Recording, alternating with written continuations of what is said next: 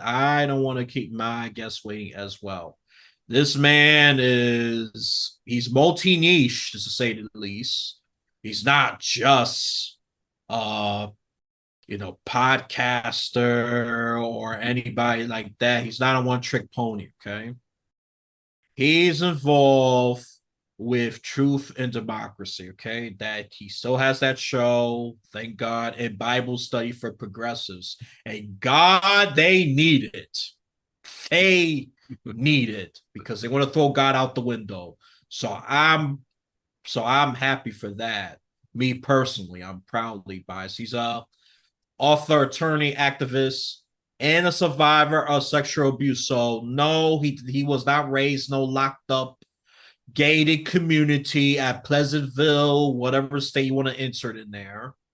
Okay, he's been through stuff, and he has a very unique understanding. And yes, I am reading from the guest sheet. Sue me. He has a very unique understanding of the problem of male loneliness, which is on the rise, and some people on the left has recognized. I got to give credit to one YouTuber, Shoe on Head. She recognizes that, and she's trying to help reduce male loneliness, sexlessness, and female promiscuity. Wow. Yeah, this is very timely to say the least. That's my honest opinion. And he's also diving into the red pills. What is this left leaning person diving into red pill? I personally think it's a good thing. You gotta reach across the aisle. Don't just stick to your little echo chamber that, oh yeah, Medicare for all, great, great, great. Or okay, Black Lives Matter, great, great, great. No, no, no, no. You gotta be involved and talk to people with different opinions. You'd be surprised. You can learn something, and they can learn something from you too. It's a reciprocal experience, and what and what's and then we also go dive into a little bit what's wrong with the dating, how it affects men, and just what he does in general. I don't want to make it too specific because I like an open-ended conversations. He spoke about pornography, sexuality in colleges in Southern California, and yes, I know I have jokingly bashed Californians for invading my podcast, but he do got some really good people. Yes, I'm being a hypocrite right now because I only represent East Coast, East Coast, New York, New York. I know, sue me. Um, and he has written for many. Okay, Los Angeles Daily Journal, LA Progressive, BuzzFlash. I thought that was BuzzFeed. I was going to bash BuzzFeed. I don't take them very seriously. They are our internet waste of space. Demcast and more. And he's all over the place. He's in rallies, churches. He's very involved. Seminars, public events, and online meetings. And then he also deals with global perspective on social issues. I'm not sure that's a book. Looks like it's a book cover. Um, Before he answers that, let's welcome Rich Procida. Sorry for the long introduction. Oh, no, that's great, Elias. Thank you for having me again. I really appreciate being on your podcast. And some things you say, I'm sure you're going to get pushback from the simps. That's one term, the one slang term I'm going to throw out there. I'm pretty sure you know what that is because it's been thrown, especially when the man's trying to be overly nice to get in the woman's pants.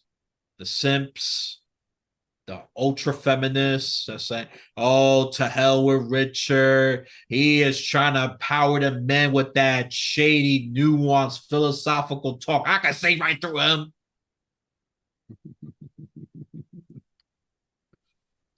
I mean, I have received pushback on that, even though I wasn't even trying to apply anything, but hey, it's going to happen.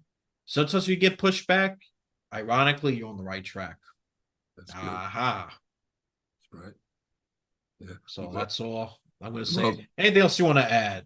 well, you brought up something about how we have this stereotype of men as horn dogs. In fact, women, I hate to say, but I think a lot of women disrespect men. They call us dogs, garbage, trash. And we're portrayed as these, and quite frankly, my history of sexual abuse has changed my reaction to certain things.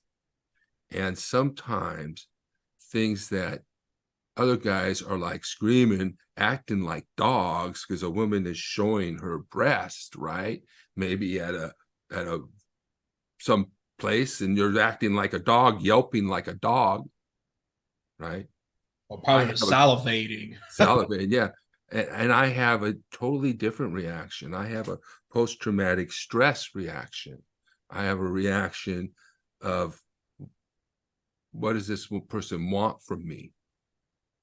And I have just a very different reaction. I've told that story on a Truth and Democracy podcast, that I just don't have the same reaction that men have to like strippers and strip clubs and things like that.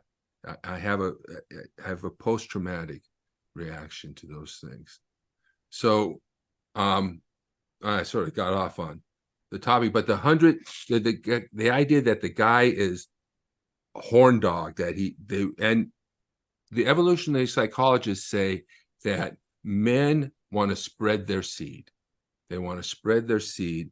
And so they're trying to have access to as many women as possible. That's their innate strategy for creating babies, basically, for perpetuating the species through their genes, right? And for women, because they've had this experience of being subjected, in a sense, are survival creatures who are looking for protection, provision, and so forth. And so so in some sense, that is men's strategy, and women's strategy is called hypergamy.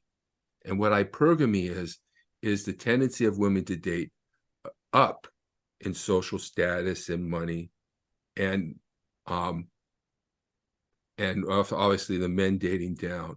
And so women are trying to use marriage and relationships to gain provisioning, money, that's the money part of it, to gain protection because they were very, very vulnerable, and someone to provide for them, so that they could take care of the children that they bear.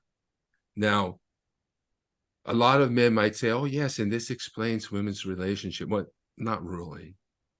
Because basically, if you ask any woman, okay, I have an innate strategy to have sex with as many women as possible, as many different women as possible. And that's my innate sexual strategy, that to perpetuate the species through my genes. Does that mean I should do it? Does that mean it's okay for me to do that? Is it okay for me to go around having sex with every single woman I can? Is that something that you would condone? Ask any woman, I guarantee you, all right, I would expect that they'd say no. So when we have women who, yes, they have the need for provisioning, yes, they have the need for protection, but does that excuse them taking advantage of men? Does that excuse them making bank off of men's loneliness and despair? Women are making millions of dollars off of men's loneliness and despair because men live in situations of sexual scarcity. And that scarcity is perpetuated by women sometimes because they want that power and control. And it's collective. They slut shame each, and sometimes I think they slut shame each other to keep women from having sex with men, to keep the men sexually in a state of sexual scarcity. So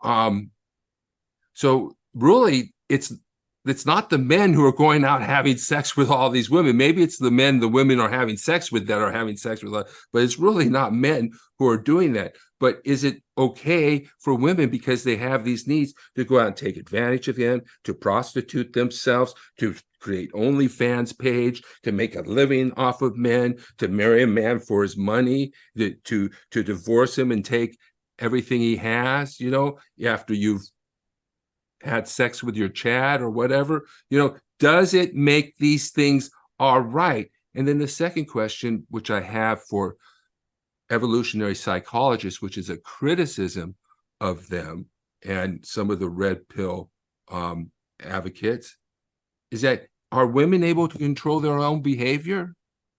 They absolutely are able to control their own behavior. Just like we men, we have changed. We've taken the criticisms of feminism and we've even tried to create a more ethical sexuality. I remember I was into that. I was so, I went through feminism. I wrote my book, which is on pornography. It was a feminist studies book. I minored in women's studies, and I tried to deal with it, make an ethical sexuality. Little did I know that women want men who will dominate them in the bedroom. So it was a total waste of my time to think about that. But we have changed. We respect them more. We allow them to be bosses. We allow them to judge us. We don't yell at them or at them when they're walking down the street or whatever they used to call that, cat calls or whatever. We've changed our behaviors. Or Now, put them women, aside when it came to grown conversations too, especially back then. Okay, women and children go away. We men gotta talk business. I'm talking about this, such as classic movies, which it did affect my thinking. Just to keep it as real short, like Raging Bull. So all right, get you the kids. This man gotta talk. Now they're part more of the power table, which is good. Nothing wrong with that. mm-hmm. But I do want to add on. I will even add traditional media perpetuates that spread it wide, and social media, forget it. Even certain female celebrities are saying men are cheaper and easy. That's another insult that's popping up by Yeah, some that's right. so-called famous social media. So I just want to just add into that, because you're saying a lot of great stuff, and Thank you. I agree a whole lot more. I don't even think I even disagree with the point yet. Like, I think you're the most nuanced person, in my opinion. I'm not going to speak for my listeners. They might agree, they might disagree, a little bit of both.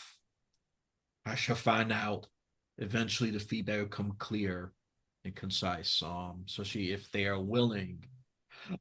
So yeah, that's definitely very, very, very true regarding the whole dynamic. I respect women more and all that, but I think to some extent we have to play opposite what they are saying. They say A, but they might mean B to some extent. Yeah, I think you're right about Not on every single communication. And sometimes no means no, and that's why those guys get me too. And that justifies the Me Too, especially if they're rich and powerful. Harvey Weinstein's a perfect example. But I'll say a lot of it out of Harvey Weinstein. That's when the movement got too out of control. So okay, I almost became a supporter of that. So okay, no, I'm done. I see where this is going. Piss off. You just want to go after every single guy. You just want to defame them. Even when he's legally clear, he's still damaged because he can't get that job back. His reputation has a long-term shit stain at best. I was gonna say, oh, he raped me just by how he looked at me. Mm-hmm. Which that makes it very hard for real rape victims to report. Now Right. they gotta think twice or even thrice about this claim. Right. And I think actually Yeah, go ahead. yeah, this nonpartisan, the red pill is actually they would deny it, but it's kind of a Me Too moment for men. I mean, for me, I was sexually abused and used as a child and as a teenager and as a young man. And a lot of guys might relate to that. And then, but the other point is they have this Me Too moment about divorce and when they got screwed, and how it becomes like I was telling a woman. I met a woman from Match, and she was saying, "I want to get married in 3 years. That's my goal." I'm like, "Why you want to do that?" But men are not going for it. It's like when a woman gets married to a man, it's like she won the jackpot, hit the jackpot. She's winning hundreds of thousands of dollars usually. When a man gets married, it's like he's losing 100, 200,000 dollars. It's a financially irresponsible decision. People are not getting married, and men are less and less men. I never got married. I turned out, well, to be right, but really I had a lot of issues. I had a lot of trauma to deal with. So that was going to put a roadblock in that for me. And I wish I knew these things about women when I was so much younger. And that's why I'm encouraging a lot of men. And that's why I'm doing this nonpartisan red pill men's group, because liberal men need to be red pilled too. We need to understand what's going on. We need Red to pill understand. in a reality objective kind of sense, not the not the political aspect. Let's just be clear. Don't make me call you libtard. Just be absolutely clear in the objective and analytical sense, okay? Not the political sense. I know that's not compatible with you. That's not what we're talking about here. Yeah. Be Well, analytical. Be objective. Try to have a sober mind. There you go. Let's use a little biblical term. right. Sober mind. Because yeah, because we remember what it's about. Really, the red pill is really about women's behavior, and they would say women's nature, but it's behavioralism. One of the things we do is we look at what women do. We look at the numbers. We look at the stats rather than what we say. And just like you said, what we find out is that what they say and what they do are two different things. And one example I might use is, they often say, oh, it's not all about money. It's not all about, or it's not all about looks, right? We look at these other things, right? Yeah. Oh, And we, let men have those standards. Oh, they get called out instantly. Oh, I want a woman to look certain way. Oh, so you hate ugly people. Yeah, keep going. right, right. I could add on to all of this Yeah. stuff. Well, they talk about it like that. But the truth is, it reminds me of law school when the professors say, your grade is in the analysis. You can know the law, but unless you do the analysis. But what they forget to tell you is that you have to know the law to do the analysis. So you need to have the law under your belt before you can do the analysis. And so here,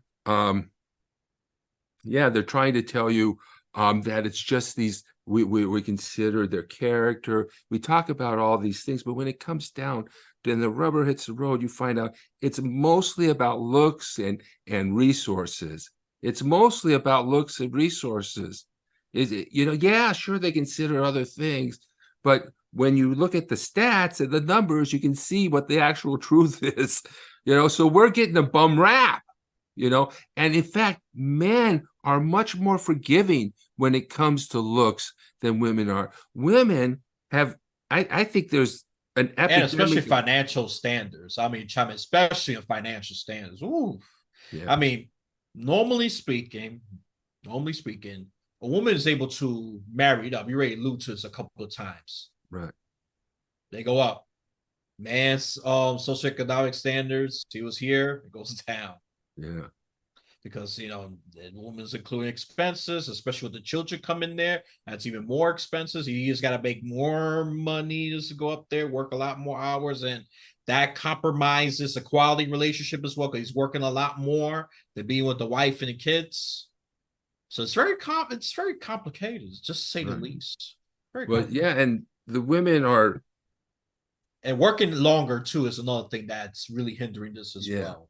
But I the just looks thing is that it's mostly looks and resources for women. I mean, the vast majority of it is. And I'm Yeah, it looks sorry. financials and even working longer hours, which lessens the quality of the relationship because you got to work long hours just to maintain or Yeah. increase his resources.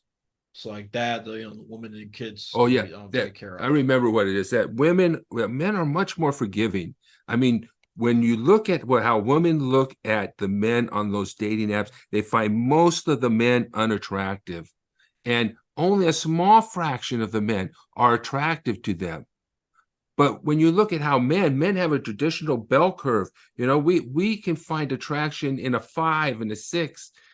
We can find it because of the way we're built. We're made to want to have access to as many women and so forth. And so we can find attraction in a lot of women. We're actually much more forgiving when it comes to looks than women are. But we get the bum rap of being the guys. But then when women are complaining about how men, they're just horn dogs, they're cheap and easy, right? They like to complain about that. But think about it. Men are built to make love to women. Men are made to make love to women. So what the heck are they complaining about? They're complaining about men being sexual beings is what they're complaining about, having their sexual nature. And just because they can charge for their ass doesn't mean that men have to charge. But I want to tell you one thing, it's heading in that direction, because the more that the women want to only have sex with the hottest guys, and of course they can have sex with hotter guys because guys are attracted to a wider variety of women than women are attracted to men. So they can have, but so they think in their head, oh yeah, I can get this guy, I can get this hot rich guy. He had sex with me once. I can get him. And they never want to go down, and they're doing this. I think we have almost an epidemic of sexual suicide among women, especially older women. If I can't get what I want, if I can't get if he doesn't meet these standards, I don't want anyone at all. I met a woman, I'm older, I'm 59, but I met a woman at a speed dating thing, and I called her later, and she told me she hadn't had sex in 5 years. I'm like, thinking to myself, I told her this actually, how could you allow that? Do I really want to have a woman? And then on top of that, she said, if I don't get a commitment to me, I'm not having sex at all.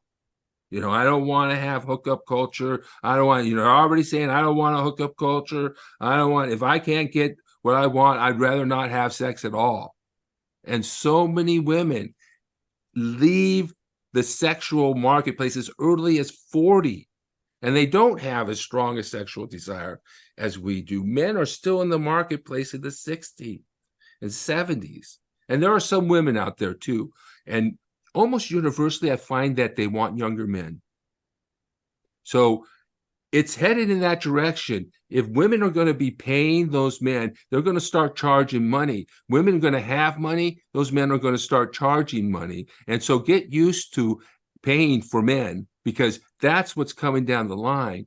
And so that's what you're creating, just like you've created the hookup culture, So yeah, so that's what I wanted to say on that a lot of these problems we get blamed for, but they're not our fault. And there's a problem with women taking accountability.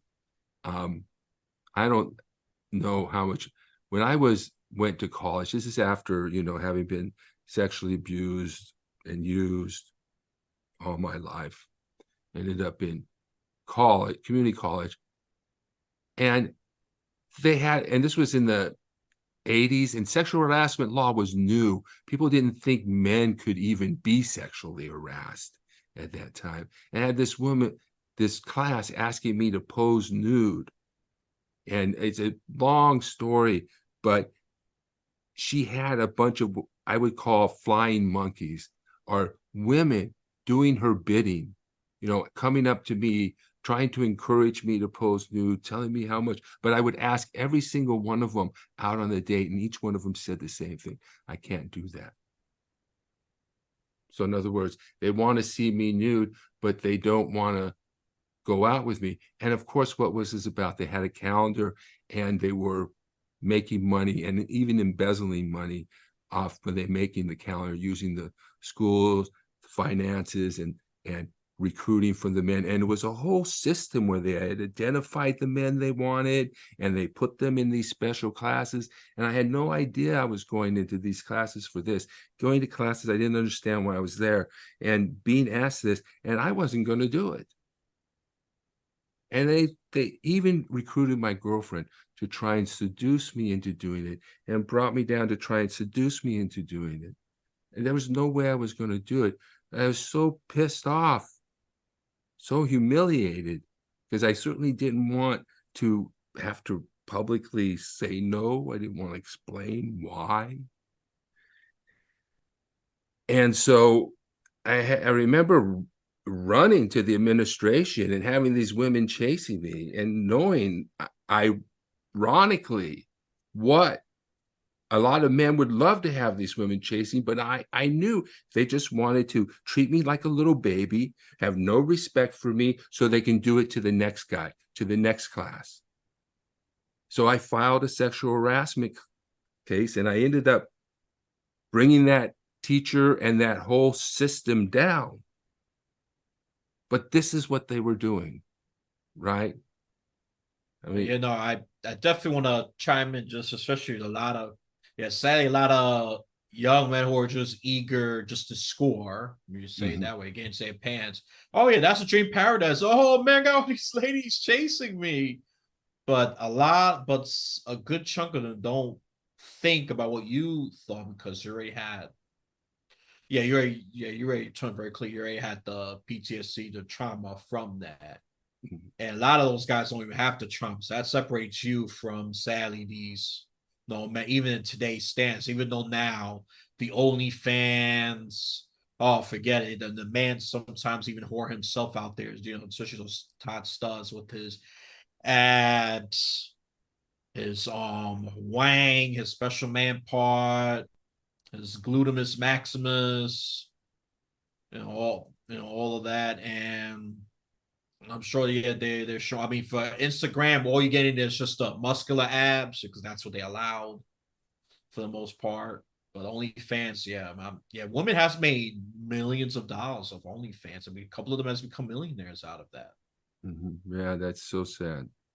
Yeah, a nurse, yeah, became a millionaire, I think, in, yeah, a pretty short time, because obviously, her physical looks was in high demand, and most men already accept the fact that they're willing to pay premium price for physical beauty, which is, I have to criticize men in that part. They shouldn't have to do that, but they feel compelled to. So I'm not gonna make men entirely blameless on this. I think that's the only minor disagreement. But other than that, I totally get your point of view, because this needs to be talked about more often. The stuff you're mentioning is not well focused. It's always woman victim, man is a criminal and a sexual beast. Yeah, I'm adding another higher level insult to that. Right. And my experience is not that men are sexual beasts, although it's not solely women who are involved, obviously. But one thing is that we know women don't respect men who don't stand up for themselves. And I guarantee you Oh, a one thousand thing, percent. yeah, I guarantee you women are not going to stand up for us. They're not going to stand up for men. You have really nothing to lose by standing up to women. In other words, being, like you said, a simp. Being a simp doesn't work. They have no respect for you, and then they don't want to have sex with you. And some guys too. They're simp. Some call you Rob Public simp, especially online. Yeah, that's more used online. Yeah, I don't mean to keep going. Right. Well, just that is something that men do, and I wish they knew not to do that, but they don't. They don't know, and they don't know how women are, and they don't know how women think, and and like you said, a lot of the things you say sometimes are just testing or tricks, or taken another way. Like, what does a woman think when you say "I love you"? What'd she think? What we really think she would think is not what she's thinking. She's thinking, "Oh, you can't get anybody else," right? That's that. This is the type of way men have to recognize how women interpret the world, because they hear what isn't said more than they hear what is said.